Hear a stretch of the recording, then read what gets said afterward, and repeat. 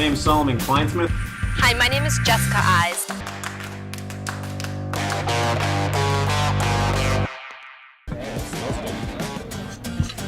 Thank you.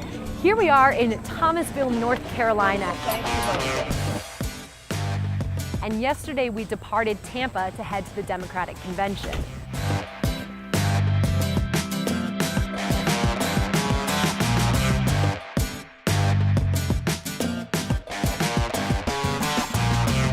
When we hit the road, we were pretty tired. But we got to work on our blogs and we started editing some pictures. And then we stopped in some pretty interesting places along the way. We just picked up our RV, which is where we're going to be staying the next couple days, and we had lunch where we talked quite a bit about how we felt about the Republican convention and what we hope to get out of the Democratic one. Now, how about the interviews? Which one, does one stick out above the other one? Actually, one does, because I liked talking to the journalists because it was sort of interesting to get their angle, and I talked to Steven Dynan with the Washington Times, which is a very conservative newspaper, on whether or not the media is covering money in politics as much as it should be covered. 86% of Americans feel that money has too much power in Washington. So how do you cover this? So, first of all, you wonder what the other 14% are thinking.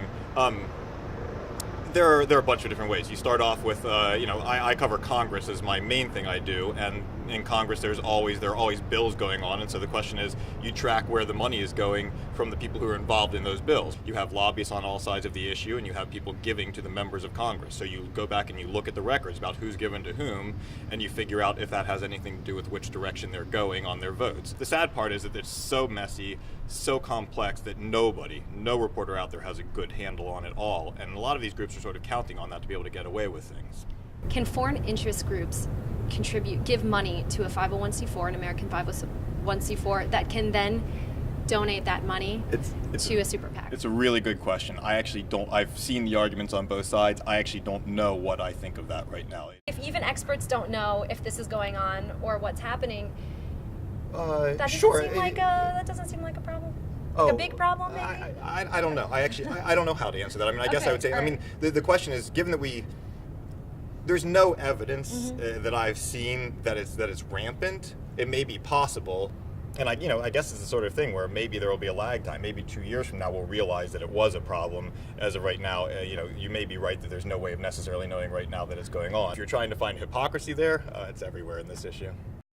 He was more candid than I had expected him to be. There have been times where it's been worse than we have right now in every way, where the acrimony between the two parties, calling each other names and horrible things. There have been several points in history where it was way worse than now, and there have been points in history where the Fourth Estate was not as good as it is now, and worse. And by the Fourth Estate, you mean journalism? Journalism, press, okay. media. Right. I know there's always a tendency to think the situation is more dire than it is. I just get very upset when I feel like politicians are deceiving people who don't have the means to find out what the truth is. Which is most of them, sadly. And I don't think it's because the population is stupid. I think it's because they're busy. The thing is, like, hot button issues like abortion and gay marriage, it's really pretty easy to know where you fall on those issues. They're simple issues. It's clear cut. But money in politics is more complicated, and you have to have more knowledge, and you have to do some research.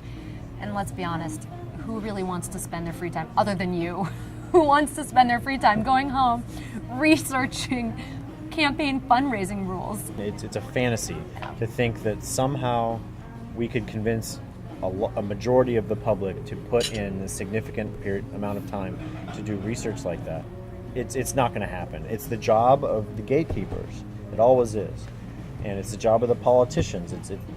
Those are the people that are supposed to speak for us, and the gatekeepers are supposed to be the people that when you're watching TV, you're actually learning something. It's 15,000 media folk at the Republican convention. Of which we were too. Yeah.